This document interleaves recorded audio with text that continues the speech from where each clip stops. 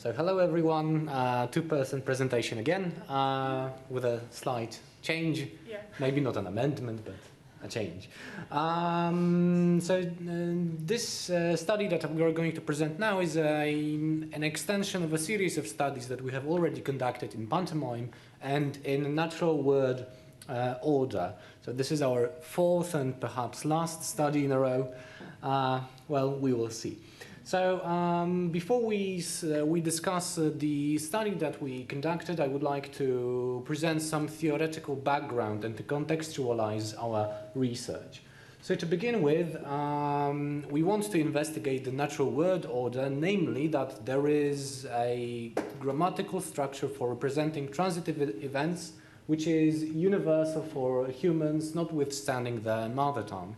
So there are some languages which have SVO word order, some others which have SOV, like German for instance, and there are even other languages like Polish which are very free in interpretation. And there is a plethora of evidence from different areas of linguistics that SOV order may be somehow the default, the starting point for all human communication.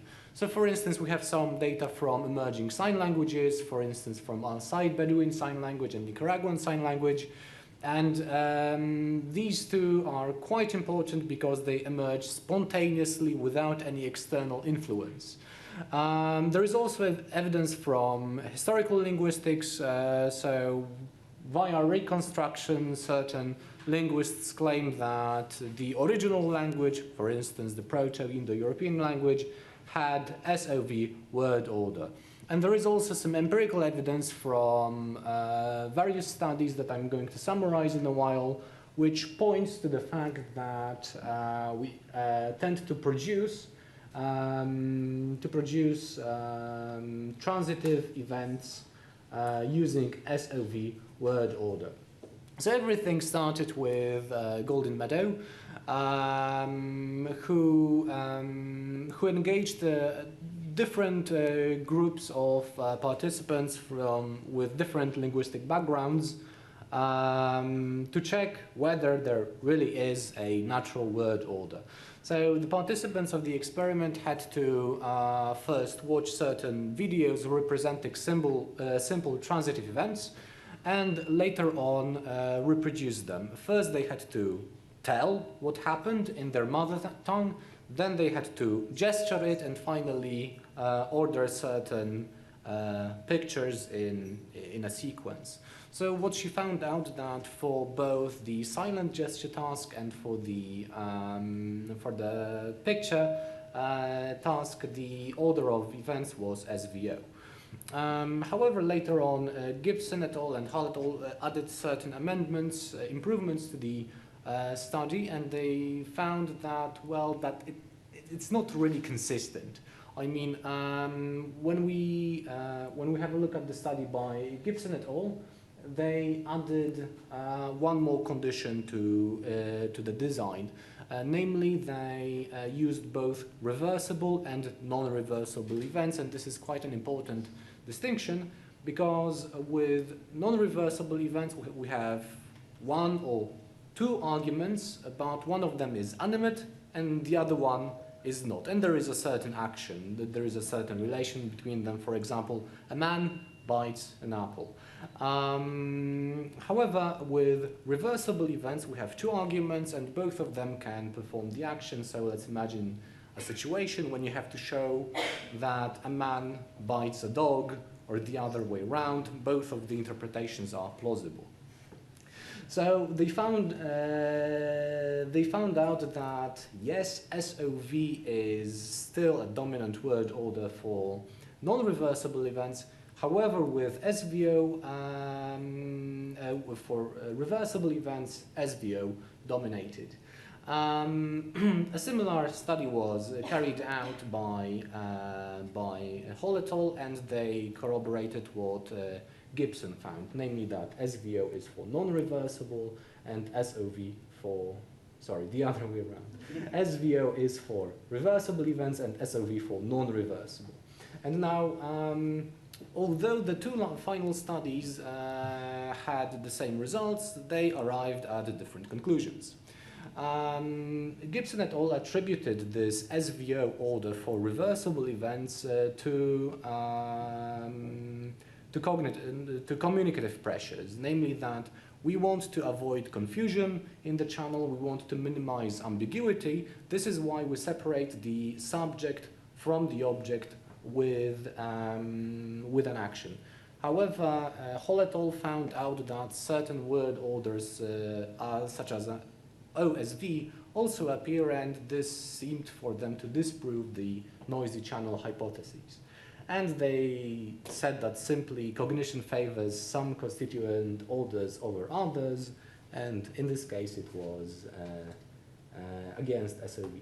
So what's the evolutionary significance of our study? Well,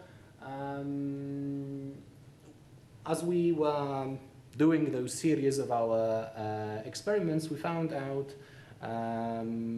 certain model of proto-language which was ordering elements on a linear rather than hierarchical model. So this proto-language was supposed to be deprived of morphology, recursion, syntactic phrases. There was no hierarchical structure. Relations were communicated through word order. There was direct mapping between semantics and phonology. There was only lexicon, and interpretation was also dependent on the discourse context. So maybe this is another another part why there might have been a natural word order in the past. So as I've told you, this is our fourth study in a row. In the first three studies, we wanted, in the first one, we wanted to replicate the findings from studies by Golding, Meadow et al., the ones that I summarized, but with Polish participants. Why Polish participants? Well, because our language is very special. We have a pretty random word order despite having this canonical SVO. When it comes to the second study, we incorporated both reversible and non-reversible events in pantomimic reenactments. And finally, last year we conducted a study with informationally salient productions. So what I mean by that, they were extremely expressive and detailed pantomimes. And maybe my friend now will summarize what we found in each of the studies.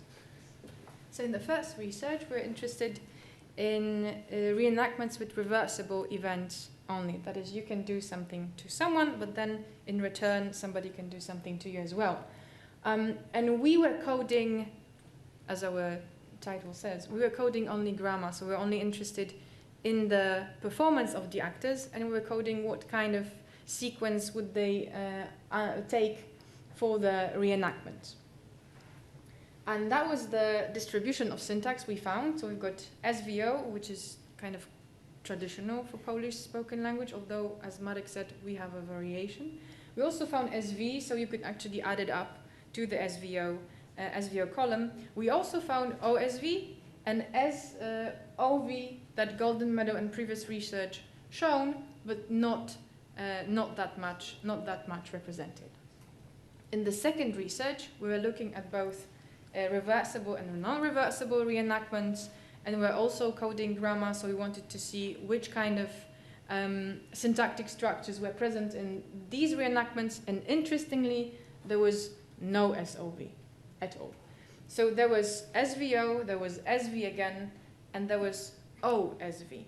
So first showing the salient element, the bowl, what else was there? I don't know if that was the apple, or having a key, perhaps. There was the door, there was door. So these kind of objects were shown first, then the participant and the action was at the last place in the structure. In the third research, we thought, well, pantomime is not only production, but it's also comprehension. So we wanted to see if there is a difference between guessing SVO and SOV patterns, maybe to prove that SOV, if it is a predominant word order in other languages, maybe not Polish, maybe it's easier to guess. You can guess what we found, that it was not significant. So no, there was no difference between SVO and SOV. We didn't see any difference between the guessing results. And then why we were pushing so hard into this research? Well, we thought there is like the body of results is not inconsistent in the literature, so we wanted to see if it simply works for Polish language. We wanted to focus on production throughout the past two research we've done, because there was not much production looked at in the previous studies. And we wanted to see syntactic patterns for Polish language, if it really resembles the way we speak in Polish. And then we were comparing the results in terms of guessability, not only production. So we thought there will be no difference between SVO, SOV in terms of guessability, and then hypotheses that one or the other structure would be easier to comprehend. And in our design, so one actor performed reenactments of events in two conditions, SVO, SOV, similar to the previous one, but this time it was only focused on grammar. So it did not resemble what our actor from the previous presentation was doing, this kind of movement, but it was also presenting if it was a woman or a man or a child, but without any extra information, like having a ponytail, wearing a scarf, or wearing shorts, or any kind of extra features. We had two groups of participants guessing the reenactments of reversible, non-reversible events, and there was only 5 seconds break between each scene, so the pace was pretty fast. So in total, we had 400 answers per group, but as you can see, the difference was not significant, 78-75% for SVO, SOV. Accordingly, again, 0.748 or almost 0.8. So we do not really see the difference between the groups. So in conclusion, we think, at least for Polish, syntax does not seem to influence the guessability of the reenacted events that are presented in pantomime. And maybe there was a rule for all languages, but perhaps it was not that important for comprehension, that whether it was SVO or SOV. We cannot really say that doing only Polish language, but well, it's difficult to say, because what Golden Meadow found is inconsistent with Hall et al. Found at some point. Yes, so we also saw that SOV has a great distribution, but still there is the SVO pattern, which is present in all of the analyses we've done. Yeah, so maybe as a final remark, languages change through time, and well, we think that nowadays the natural word order doesn't exert any influence on comprehension, especially that, as we mentioned, maybe because our group was Polish, it wasn't as difficult for them, since this is a synthetic language, to interpret different word orders. And well, certain elements in Polish for discourse reasons can be fronted, can be put in the background or in the very middle of the sentence. So in conclusion, natural word order, at least in our experiments, is not as important as claimed 11 years ago. So thank you very much.